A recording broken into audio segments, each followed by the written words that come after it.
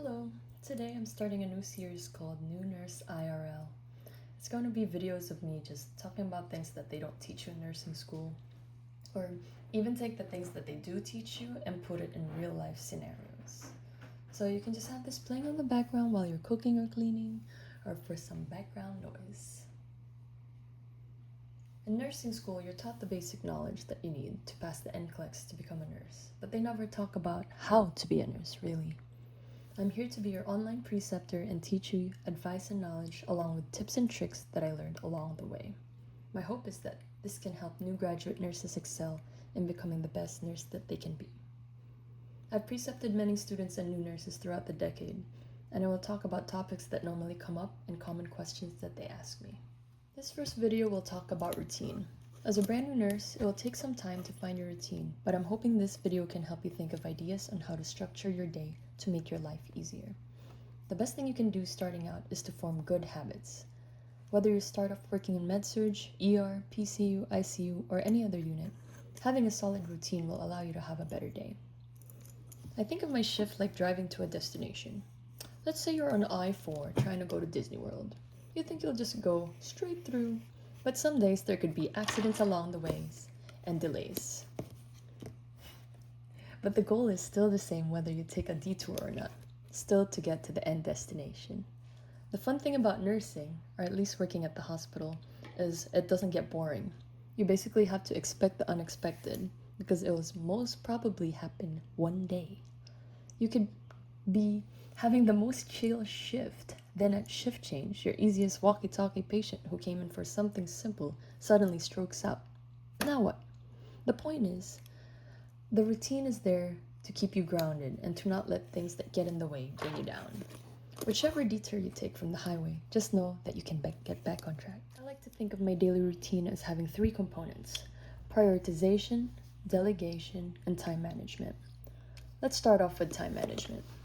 I'll show you a timetable of how my day normally goes. So I normally get to work early, but you don't have to. But as a new nurse, I really suggest you get there early so that you have time to think about what you're gonna do. So by 6:45 to around 7:45, I get report. So the main thing is when you're getting report, you take that time to ask whatever questions you really want to know about the patient, and while you're at bedside, you check everything that you need to get done. So let's say there's somebody who's on 6 liters of oxygen, but they don't have a humidifier. I would make little check boxes on my paper and I'll put humidifier. So I just remember to add that when I come back. So after report, around 7:15 to 8:30, that's when I start doing my assessments and I start giving my 8 o'clock meds. So the 7 a.m. meds for my hospital, the night shift gives, and then 7 p.m. meds, day shift gives. So all like the 7:30 and 8 o'clock meds, I try to give at the same time as I'm doing the assessment. And then by 8:30 to 9:15, I start my documentation. And remember, this routine is only like a perfect day. You know, things will happen throughout the day, and that's what I'm saying. It's like you try to have a routine so that when things get in the way, you can go back to what you were doing and get back on track. So the most documentation happens at around the 8 o'clock documentation, so that takes the longest. But by 9:15, I really try to start my 10 o'clock medication because that takes a long time. And it's not just you're passing medications, you know, some patient pooped and then you gotta get clean and stuff like that. And then the doctors will come in and they'll take you to the room and, you know, you're trying to give your meds, but you also want to talk to the doctors so that if you have any questions, that's the perfect time to ask them, okay? And for my hospital, at least in my unit, at 11:30 we start the MDR, so we have to go there for at least 30 minutes and talk about all the patients in the unit. So that takes part of your day for at least 30 minutes. And after that, I do more meds. You know, you'll have discharges and admits anytime throughout this. The perfect time really for me to take lunch is around 1:30 to 2 o'clock. Because I try to get my 2 o'clock meds in before I go to lunch, so I don't have to do it when I come back. And then the rest of the shift is the same thing. Medications, talking to family, talking to doctors, cleaning people, or dealing with some stuff that happened, or you know what happens throughout the day. And then hopefully by 1845 to 1930, you can finish report. But like I said, this is like a perfect day. You know, some days you have to end up staying 8 o'clock, hopefully not till 9 o'clock, but as a new nurse, you know, people tend to stay later because, you know, you're still trying to learn the basics, and let's say the documentation's new for you, so that takes some time, you know. So let's talk about the second topic, prioritization. In nursing school, you're taught how best to answer prioritization questions like this. So I got this one from Quizlet, so I'm gonna read it. Let me know what you think. A nurse has received the assignment for day shift. After making initial rounds and checking on all the assigned clients, which client should the nurse plan to care for first? A. A client who's ambulatory. B. A client scheduled for physical therapy at 1 p.m. C. A client with fever who is diaphoretic and restless. Or D. A post-op client who had just received pain medication. So, since this is the NCLEX world, it's very basic and vague. So, of course, you're gonna, what's the right answer? Yup, the client who has a fever, who is diaphoretic and restless, because you're trying to figure out what's going on there, you know. Everyone else is chilling, even though they're not really giving you much information, you know. One's ambulatory, one's just going for physical therapy, and then the post-op client who just received pain medication. So that's the type of questions that they would ask you. But let's talk about a pretend real life scenario, right? It's not that basic. So let's start off. We'll just make up some stuff here, okay? So let's say you come into work and you have 4 patients. Wow, lucky day, right? So the first one is 86-year-old COPD patient. You're getting a report, you know, you look at him, he looks okay. He's wearing the BiPAP. He's, let's say 40% FiO2, the blood gas in the morning, even though his respiratory acidosis, he was compensated. So let's say his pH was like 7.36 and the PCO2 was 50. And he's resting, and then when you introduce yourself, he's like, leave me alone. I haven't had any sleep the whole night. I said, okay, I'll come back.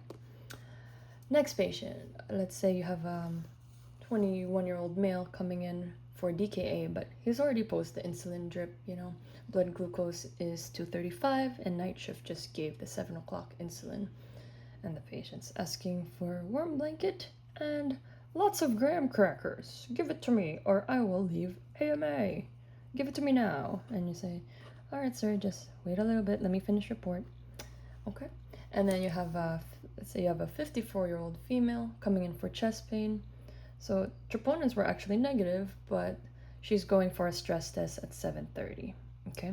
The time currently is 7:15. And then you have a final patient, let's say a 77-year-old patient coming in for sepsis originally. They've already had, you know, the fluids and finished the antibiotics pretty much, and they're ready to get discharged.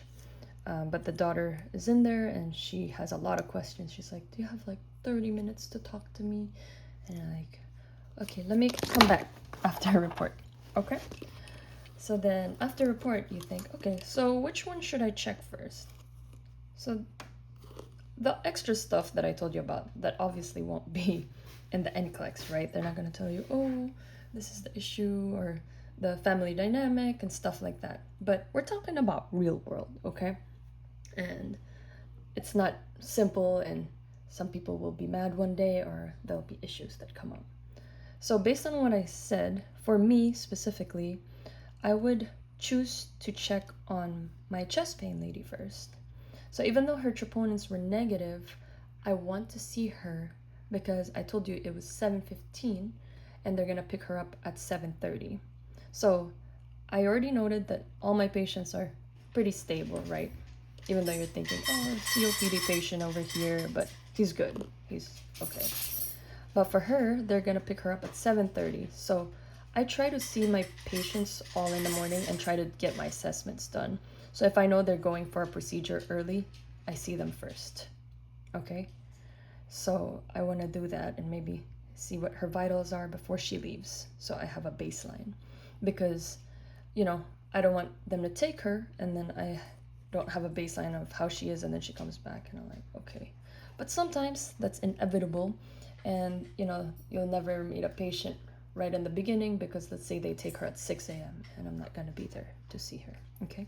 But that's just how I work. The second thing is, let's see. Oh, the other thing that, you don't learn in nursing school is, let's say you have a patient that has a family member or something that, it's going to take some time to talk to them. And you're going to be in the room for a long time. So if everyone else is the same, I would probably leave that for last so I have time to be with my other patients and assess them. Because you might get stuck here and not be able to have time to assess your patients in the time frame that you want. So of course, you will end up assessing everybody, right? But I'm trying to this is what I mean in terms of like time management. Trying to be good with your time. So the next, I would probably like just get the warm blanket for this guy and talk to him. He's chilling, and then this guy wanted to be left alone, but obviously you still have to see him, so I just gotta check the BiPAP and stuff. But I would leave this one last because I know I'm gonna end up being in that room for a long time. Or another example would be, let's say all your patients are chilling, like I said, but it's not that they're critical or that they're really sick, but they just have more things. Let's say you have 3 walkie-talkies and then one that has like lines, drains, tubes, airways, whatever, and you're gonna take the longest there. If they're stable, I would leave them for last because you're gonna be in that room for a long time. But if obviously they look sick, I would go to that patient first.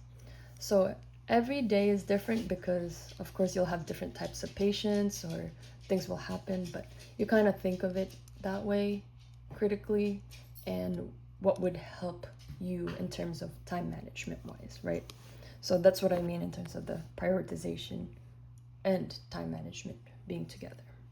So the last topic that I want to talk about is delegation. So I know in NCLEX they ask you delegation questions. Oh, what can you delegate to your CNA or the LPN in the unit, stuff like that. But let's talk about real world delegation, okay? So when I was a new nurse, delegation was very hard for me. And I'm still learning throughout the years, even after 10 years, because I was always feeling bad asking people for help because I was like, oh, if I can do it, I'll just do it, But if you try to do everything yourself, you will literally burn out. So use delegation properly and you'll have a better day, okay? So I feel like there's a line of people who are like delegate everything and then those who are like, I can do it all, I don't want to bother, So you don't want to be on either ends because this is like the lazy nurse who's like, okay, you do this, you do that, you do that, and then they just sit there and do nothing, versus the nurse who's like running around trying to do it all, but then they're not prioritizing what needs to be prioritized, right? So there needs to be a healthy medium. So you want to be around here. So basically, when you start your day, you want to figure out your priorities and then what let's say your tech or your charge nurse can help you with. You can delegate that, right? So let me just start by talking about your techs. So if you have techs in your unit, they become your best friends because they're there to help you and you're also there to help them. So the best thing is having good communication with your techs and having good teamwork, because they're really, they're with you the whole day and you kind of have to work together so that you can help each other out. So be a respectful nurse and respect your techs, CNAs, and hopefully they will do the same for you. Because when you need something, you can just ask them, something that they're allowed to do, you can delegate. And then, when I'm free, even if it's not my patient, let's say, and they ask me for something, I'll still help them out. And when you build that trust, you know that you can count on each other to help each other. And that's really nice. You know what I mean? So a lot of the times, let's say I'm getting a report or something and the patient does ask for something. For us, the techs get there before the nurses. So while we're getting report, the techs start on the vitals or answer call bells. So that's really nice. So you can ask them if a patient asks for something that you can't do at that moment, you can ask them to do that, or you can choose to just bring it to the patient since you're coming there for the assessment anyways. So it depends on what it is. You just have to figure out what you can or what you should or shouldn't ask them. The other thing is, if you do have charge nurses, let's say I'm having such a busy day, and then my perfectly fine IV from the morning, gets busted. And I'm like, it was fine earlier, and now you need a new IV, and you're literally like drowning. So at that point, if my charge nurse is available, I would ask them, or another nurse in the unit. It's like, if anybody has time to try to get an IV for me, because you're still trying to pass meds and you have to give IV antibiotics to this patient. So sometimes, there's nobody there to help you and you have to do it yourself. But if you're able to delegate that, that really helps your day and saves a lot of time so you can do all the other stuff that's on your list. So I'm gonna give you a real life scenario that happened to me. So it was the beginning of my shift. I had 4 patients, I think. Can't really remember the details too much. But right at the beginning of my shift, guess what? My patient codes. So I go in there and then I start chest compressions, right? And then call code blue. While that's happening, someone comes in and tells me, hey, your patient next door, their blood pressure's tanking. It's like SBP in the 70s, and they're not looking too good. So at that point, this is real life. In the NCLEX, they make it seem like, oh, which one do you go? Blah, blah, blah. But here, I can only be in one place at one time, right? If I'm doing chest compressions here, I cannot be in my other patient's room trying to help them with this. So in that moment, I was like, okay, well, somebody call rapid response, please. And another group needs to be there because I'm here, and then I have to talk to the doctors and then get everything arranged for this patient that's coding. So in the NCLEX, they're not going to have scenarios like this, obviously, but it does happen. So at that moment, I'm here and I'm delegating. Okay, someone else needs to go there because I physically can't. My priority is here because I'm here right now and my patient's coding. Even though I don't want this patient to code too, I can only do one thing at a time, right? So those are examples that happen all the time because they make it seem like in NCLEX, like everything's linear, or they're like, oh, this is happening in a line. No, you're gonna be in this room, somebody's like jumping out of bed in this room. Let's say they don't even have a sitter yet, your patient's coding here, and then someone else is like screaming over here. So hopefully that doesn't happen, but that that's life, and you just have to deal with it by delegating, oh my god, I can't talk. Prioritizing and having a good time management, which is all part of the routine. So that's pretty much it. This is my first video, and I know it's kind of like all over the place, but I tried to structure it. So if you like it, please let me know and I will make more videos. Thank you and have a good day.